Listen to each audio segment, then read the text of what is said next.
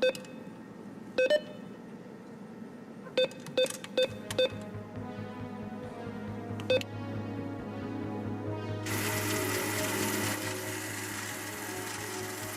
you ever wondered how to save your money and where to save your money or how to make money? Having money is not necessary for building wealth. Wealth is a long-lasting plan going on for generations. Let Wanda tell you how. Tune in to Wanda's Wealth Moments every Wednesday at 9:30 and learn how to.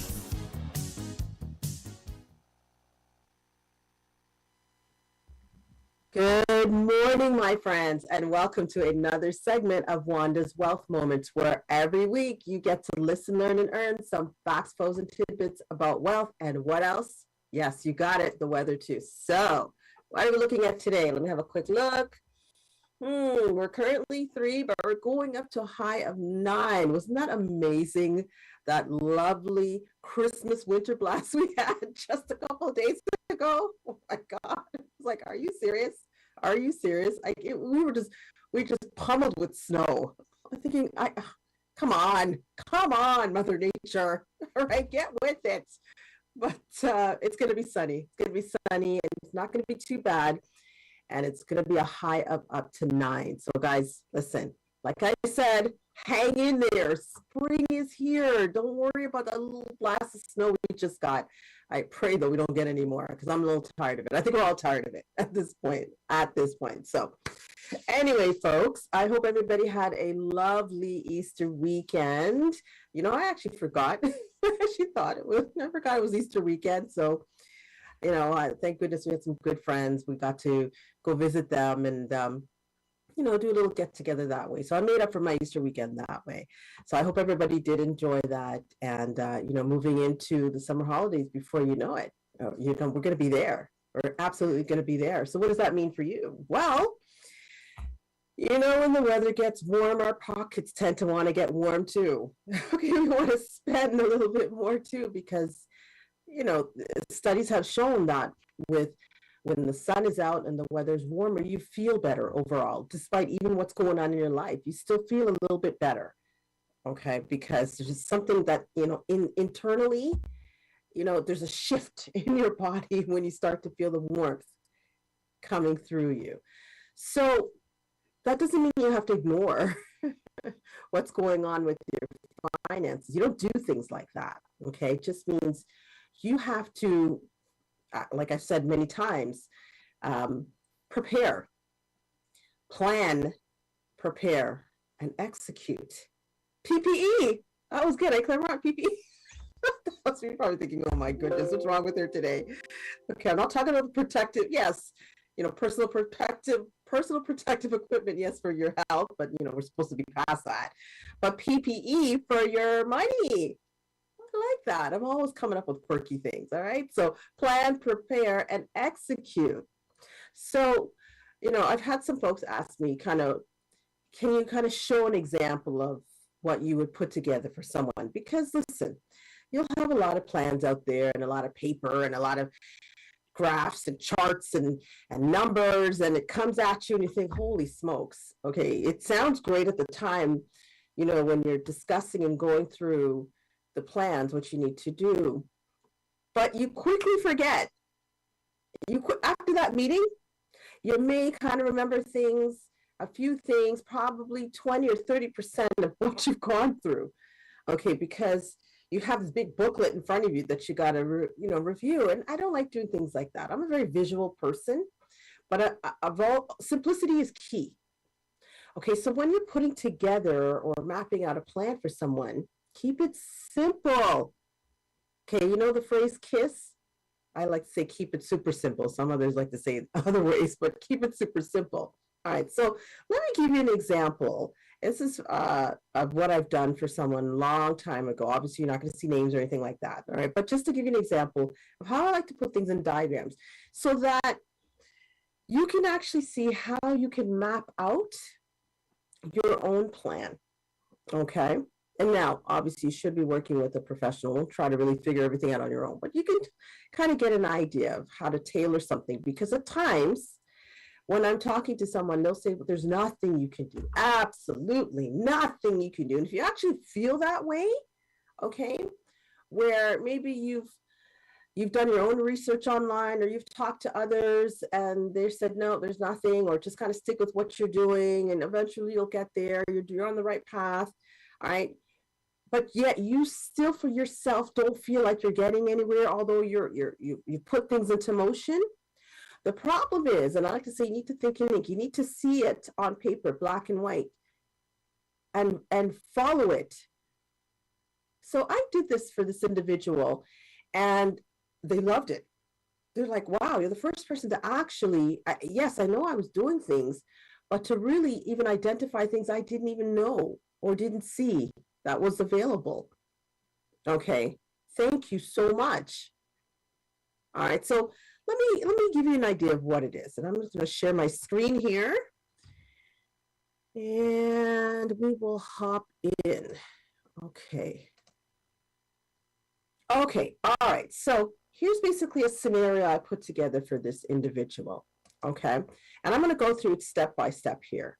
So we've identified that for retirement, they need about $5.5 million. Okay. And that's literally about 14 years away. So they're thinking, oh my God, how on earth am I going to do something like that? All right. So they're looking at about $17,000 a month. $17,000 a month they have to save and invest in order to hit their financial goals for retirement. Okay. Well, they're currently with their savings only doing $170 a month. So they've got a group plan from work and then their own personal savings.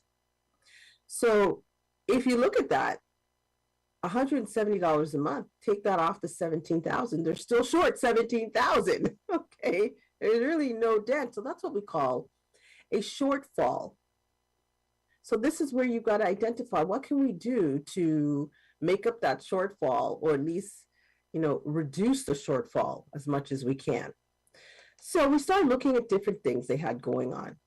They owed some money to CRA. They have money with outstanding with cash money, an easy financial loan.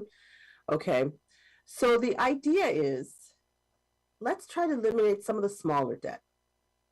So I said, access some money from their group savings, because remember I told you they had a group savings going on through work. So they should be able to access some funds from group savings. So I said, take some from the group savings, pay off the CRA, pay off the cash money immediately, and apply some of it to the easy financial loan. We're not going to exhaust everything from the group savings. Leave some back. Now, listen, some folks say, that's not a good idea. Shouldn't take money from your savings to pay off debt. It's terrible. And others will say, well, that's a great idea. Why do I have all this when I can kill off this debt? Listen, there's no right or wrong. What there is a solution. You have to figure it out. And you have to see what's the best course of action for you in your situation. Identify, if you can't take some, not all, what would be the impact down the road. Okay. That's what you need to identify for you. So in this case, what we're looking at is taking a portion to throw on the debt. Now, the group savings, they'll continue on with that. They're not going to change anything with that. Continue. She puts in, they put in $90 a month. If they're averaging a 5% rate of return over 14 years, that's going to grow to about $36,000. Not all that exciting, but it's still something. It's still something. Okay. So now with the Easy Financial, remember, we applied $1,000 towards that. And because they've cleaned off the CRA and the cash money, they've got $280 that they used to put towards that. They freed that up. Throw that onto the Easy Financial loan, which they're doing $570 a month. That's a new payment of $850. They do $850 a month. They're going to get out of that in 10 months. Awesome. That's even more exciting. Okay. On top of that, now they've got a tax-free savings account. Not much going on in there at the moment, but they'll continue to throw that $80 a month towards that. 14 years later, if you're averaging a 7% rate of return, that's about $23,000. You're thinking, oh, okay, it's still a little bit better, more than what they had before. Now the 850 a month, because they paid off the Easy Financial, throw that into their investments. Throw that into the investments. Okay. So 850 a month over a 13-year period, averaging that same 7%, that's $216,000. And of course, you can see my notes, I divvied it up because you want to max out the TFSA first and then throw into the RSPs. That's all dependent on the type of income they have coming in. Okay. They also have a visa outstanding.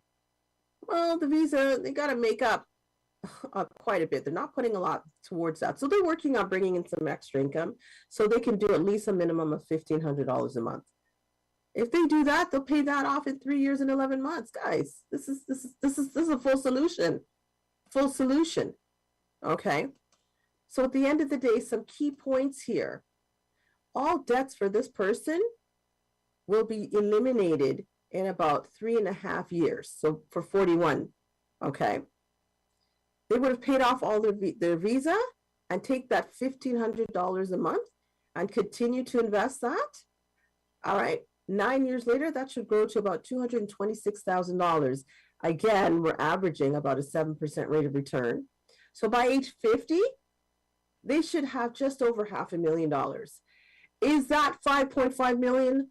No, it's not. But I'll tell you, it's $500,000. They got excited. And they're like, I never thought I would see something like this, ever. I just know I was paying this, paying that. But to even know that I could get $500,000 is better than zero, I'll take that. I'll take that. You know what? I'm not one to knock anyone's goals or dreams. Okay. These look like big numbers when you're talking about 5.5 million in a short, window of time. But at the end of the day, it's what are you willing to do? What are you willing to do to change your trajectory, okay? When it comes on to your wealth in the future, what are you willing to do? See, what this person was willing to do was to implement this simple solution that they couldn't see for themselves. They were willing because I broke it down and I thought, okay, here's one way. Here's one way. Okay, there's other scenarios I put together as well. But at the end of the day, is because they saw it in a simple form like this, not a million different pages. They got excited and they moved on it right away. Folks,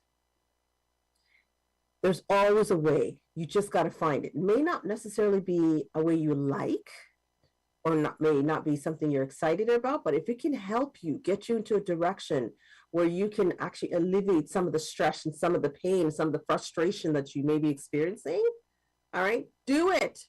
You need to do it. That's what I'm talking about. All right. PPE. I like that. I'm coining that one today. That was exciting. Plan, prepare, and execute, along with your masks and just kidding, everything else. So folks, I really hope that little diagram there kind of gives you some direction on, really mapping out, like truly mapping it out, just simple little steps to help you towards your financial future. Okay. Simple little steps. And that needs to be tweaked every 6 months to a year, because things are going to change whether you want it or not, whether you like it or not. Things are going to change. We know it. We've been there. We lived through it the last 2.5 years. Okay. And we continue on with it moving forward. So with that, my friends, I hope that little tidbit helped you.